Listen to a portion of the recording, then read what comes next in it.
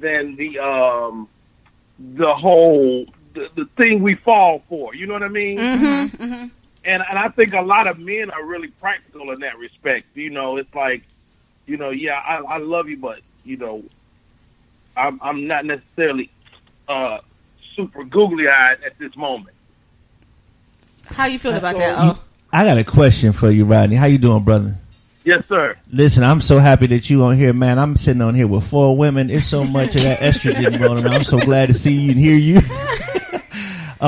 But listen, I wanted to know, what advice would you give to other men? Because when it comes to making that decision to listen to your wife in an area where you really are the one that's the expert in what you do, but this person is giving you advice. I've had conversations with other men, and some of them just are like, man, they don't know what they're talking about.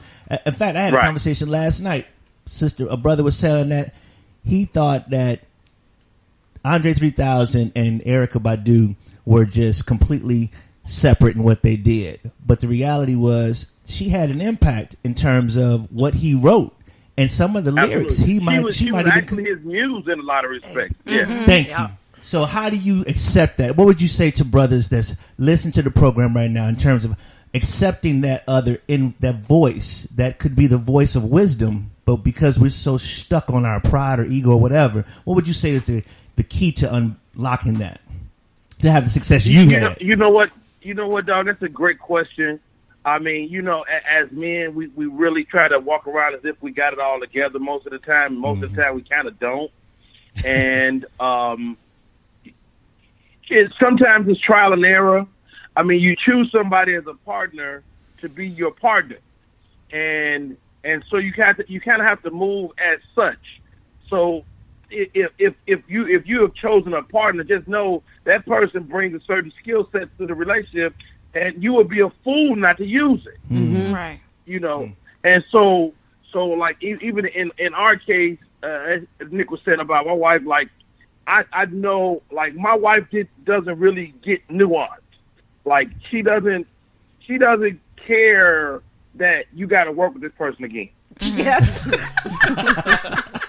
Right. She's just like, look, they're not a good person, period. Right. And so what I've had to teach her is the nuance, but she's taught me that other thing that says, yo, sometimes you got to let people go. Right. Right. You know, and so in that respect, and you got to know that you're going to complement each other. Mm-hmm. When did you accept that? I mean, how did that go for you? Because, I mean, you had to, like, remove things that were deeply ingrained in you to accept what she's saying. You're like, how did you do that? I mean, you know, it comes with maturity, man. Like, I remember one instance, right? I was doing comedy in the Bay Area, and you know, after the clubs, they would open up the bar, and we would, you know, drink and kick it. It was comedy is very social. Mm-hmm. And so I would come home drunk, and Mom was like, boy, where were you? What was you doing? I was like, well, I was this business. And she was like, yeah, but you're drunk. Yeah. And it just really kind of hit me at that moment. I was like, yo, I am drunk. And this is how can I do business if I'm not in my complete mind? Right. And that was a wake-up call for me. And you're hard pressed to get Rodney Perry publicly intoxicated ever, Mm-hmm. because of those moments. And so it's stuff like that where she really kind of, you know, you might not like it as a man, and then also your woman needs to know it's going to happen in your time. Like if she thinks you're going to do something right now because it's the right thing, she's going to get her feelings hurt. Yeah. Oh man. Yeah. So do you, Rodney, it's Cam. I'm sorry, Yeah. I don't think I introduced myself. Hey, Cam. What's going on? Cam. Oh, Cam. Hey, Dre, write that down. We're going to use that.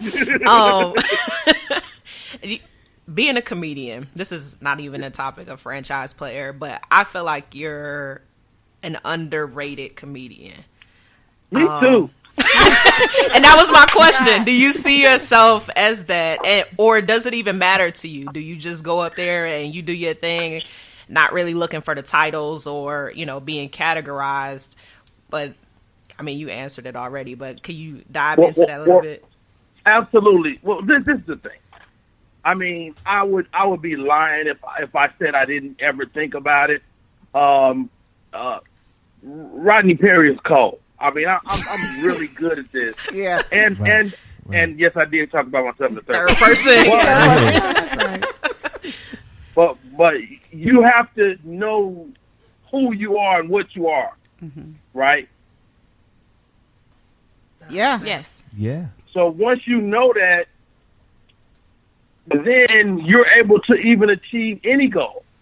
And so for me, I've had my peers to blow up, and I've seen cats, but the win is really more than that. Your win is not necessarily the money or the fame or the fortune. Your win is the people around you, your family, your friends. That's the win. That's what I learned. Okay. Right. So where you can easily get in yourself and say, yo, I'm underrated. But it's like, it's also one of those situations, as long as you're in the game, you're in the game. So I'm very comfortable with my position, but I'm always looking to improve my position. Good. And you got to know, with achieving the goal opens yourself up to another goal. Yeah. Right. So being that sorry, I didn't mean to cut you off. Go ahead, I'm listening. Being that you are a vet in the game and you know who you are, how do you feel about these upcoming IG comedians and their rise to, I guess, the celebrity status? Do you feel like they've earned their stripes, or you just got to charge it to the game, being a shift in the entertainment business? Oh, you got to charge it to the game. I mean, to be honest, it's just a new way to get famous. Right.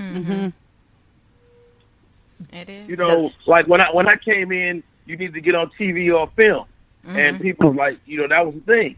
And now it's just not that. It's like the fame comes from your social media, and so you can't get upset with that. Right. I guess you gotta let them have their shine too, huh? And it's, every era creates a new moment. Right. And so, and the moment, what you can't control is the moment can take care of you. So, who am I to diss a young man, a young woman that's got famous that way? I'm not mad. Now, I do personally, just respect my craft if you're going to stand on that stage. Yeah. Yeah. Because I'm an artist, You sensitive about your... Yes. I'm sensitive about my shit. Do you have a favorite IG comedian? I like Desi Banks. I like a few of them, to be honest. Okay.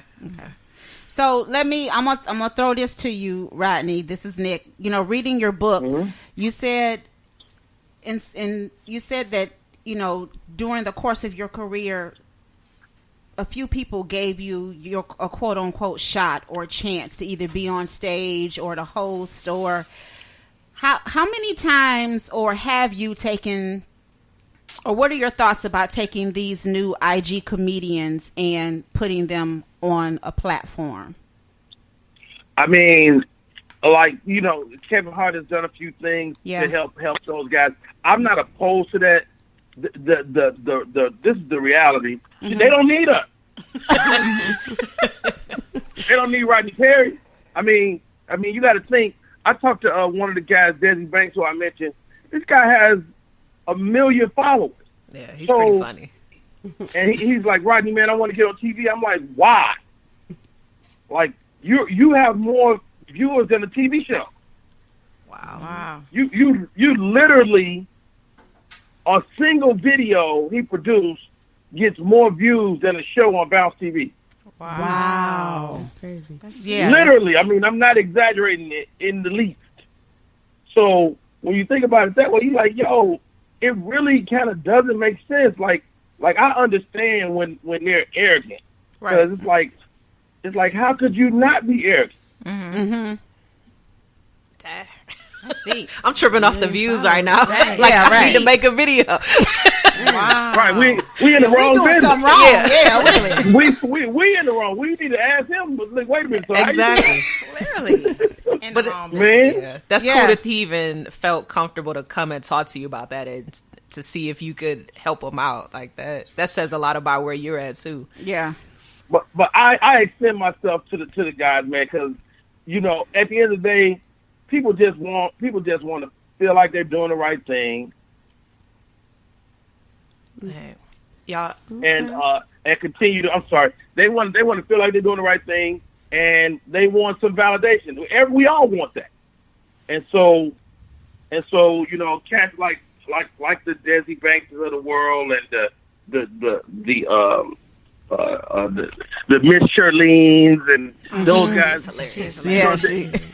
They're funny people at the core of who they are, and so for me, I just got to be Uncle Rodney and throw him. If I got a jewel of wisdom, I can give it to him sometimes. Yeah. In your book, Rodney, you said that I think you said that Eddie Murphy was the person that you listened to, watch. You listen to his album every day, a lot during the day. Have you ever had a chance to sit down with him to chop it up about comedy, about career, about life? I've been to his house for a party, not really to sit down with him. I wish I had got that opportunity. Yeah. But I definitely have been around him a few times. Okay. Hey, Ron, this is as if you didn't know. Oh, oh God. Oh, we rapping? Right.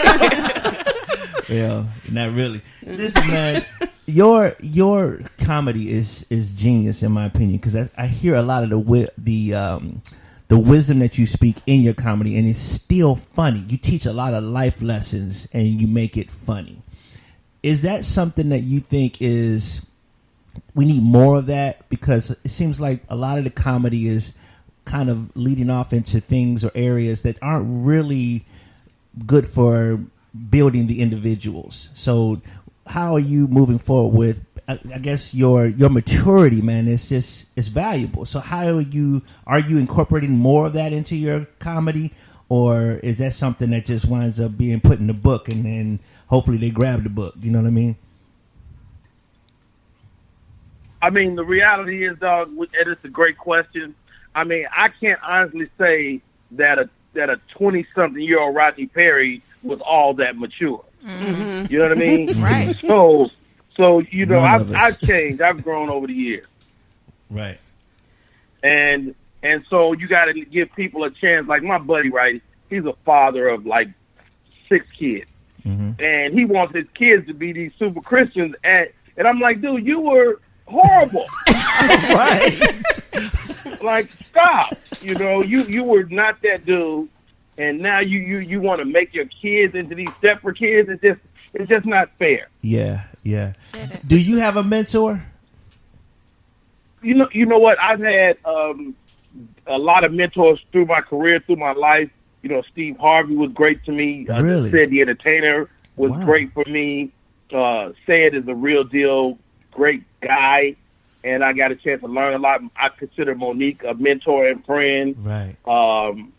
Who else? It's just so many people that feed into you and so into you, during the course of your career. So the friendship overlapped in the mentoring as well. Absolutely. That's good. That's really good. So I got a question. Okay, this is Yeah. free. I'm sorry. So I see you did the It's a bunch Monique of y'all. show. It's a bunch of y'all in there. Yeah, the whole team. We today, Rodney. Gang. Yeah, we ganged up. We did. But no, you did the Monique show for a couple of years, like hosted on there, right? Yes, ma'am. Okay, so what are your thoughts about that whole situation that happened with her, where she like just blew up because of the Netflix deal? Well, you know what? Before she told the world, she told me, and so I had some knowledge that it was going down. I support my friend, period. As I would support you guys, Okay. and I agree with her on almost all of her points. I don't know if I would have executed it the same way. Mm-hmm. You know, the thing about asking for a boycott or a ban of anything is you got to have a game in play. Right. You know, you got to have an end game.